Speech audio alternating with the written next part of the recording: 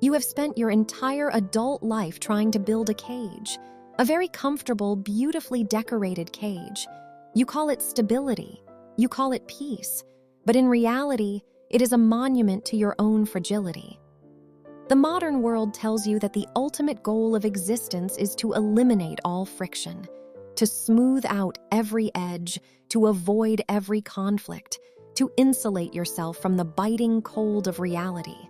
But the colder truth is this: the safer you make your environment, the more dangerous you become to yourself.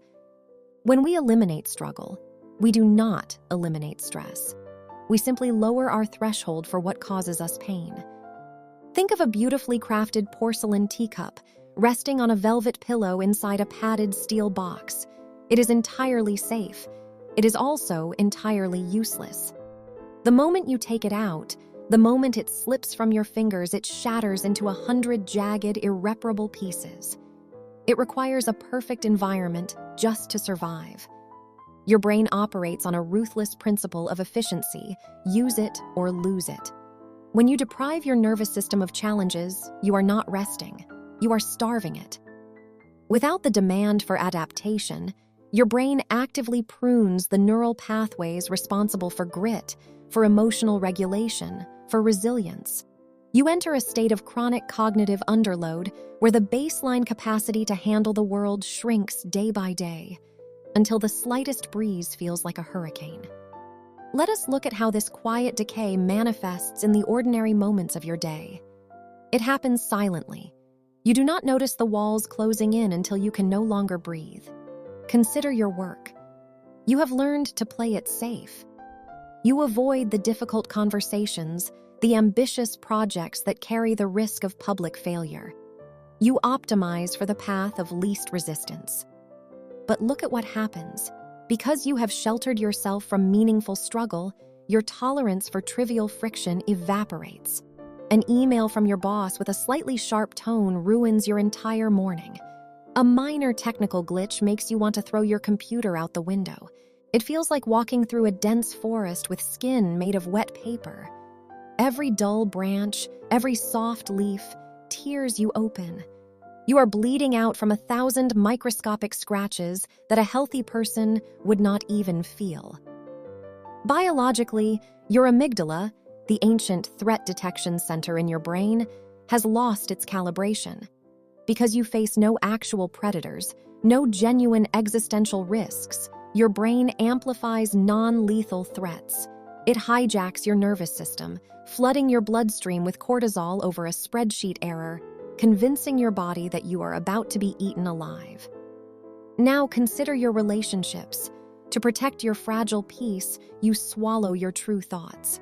You agree when you want to object. You smile when you want to scream.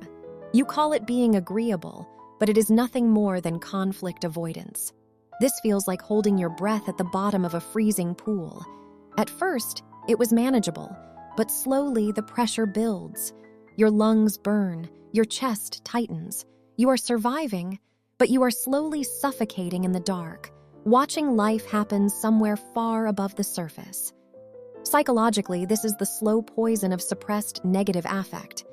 Every time you swallow a necessary truth to avoid a temporary spike in stress, you deposit a coin into the bank of chronic resentment.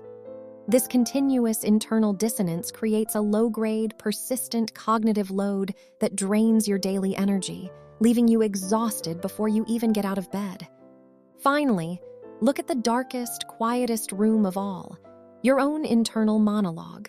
The moment a difficult emotion arises, boredom, loneliness, the terrifying realization of your own mortality, you instinctively reach for your phone. You drown the silence in a flood of infinite, meaningless content. It is like trying to plug the holes of a sinking ship by pouring wet sand into the hull. You are frantically throwing weight onto a vessel that is already going under, hoping the sheer volume of distraction will somehow plug the leak. It only makes you sink faster. From a neurochemical perspective, you are weaponizing your dopamine system against your own peace. By constantly medicating your anxiety with cheap, algorithmic novelty, you induce severe dopamine depletion. Your baseline drops. You destroy your brain's natural capacity to sit with negative emotion. You become entirely dependent on external stimulation just to feel neutral, rendering you utterly defenseless the moment the screen goes dark. There is another way, a philosophy not of surviving the storm, but of using it. The philosopher Nassim Nicholas Taleb introduced a concept that fundamentally changes how we view human potential. It is called antifragility. To understand this, we must look at the spectrum of existence. On one end, you have the fragile. A fragile thing breaks under stress. It despises the unexpected. It demands absolute safety. In the middle, you have resilience. A resilient thing resists stress. It takes a beating and stays exactly the same. We praise resilience, but resilience is deeply flawed. A resilient object never improves. It merely endures until eventually it wears down and fails. But on the far end of the spectrum is the antifragile. The antifragile does not just survive stress, it requires it. It feeds on chaos, randomness, and difficulty. When exposed to volatility, the antifragile thing grows stronger, sharper, more complex. Taleb provides the perfect metaphor. The fragile is a candle.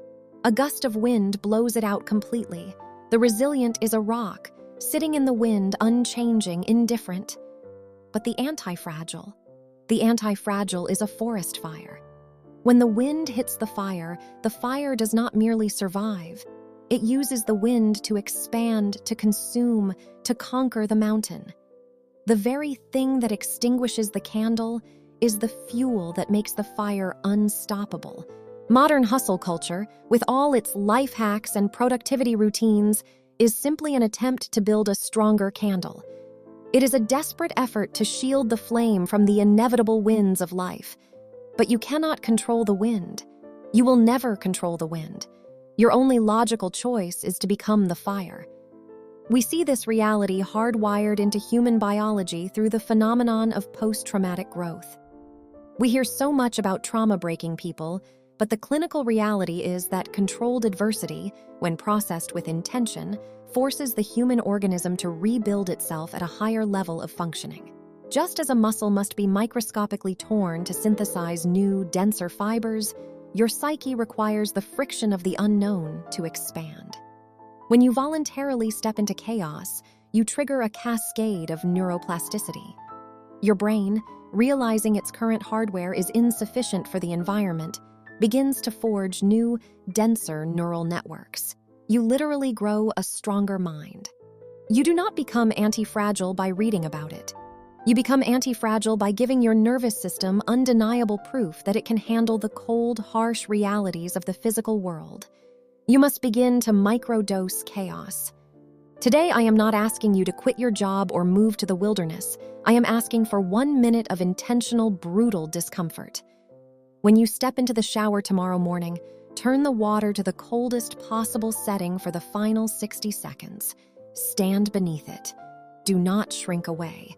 It will feel as though 1,000 icy needles are piercing your skin. Your breath will catch in your throat. Every primitive instinct in your body will scream at you to turn the handle back to warmth, to retreat to the comfort you know so well. Biologically, this shock of cold acts as a massive stressor.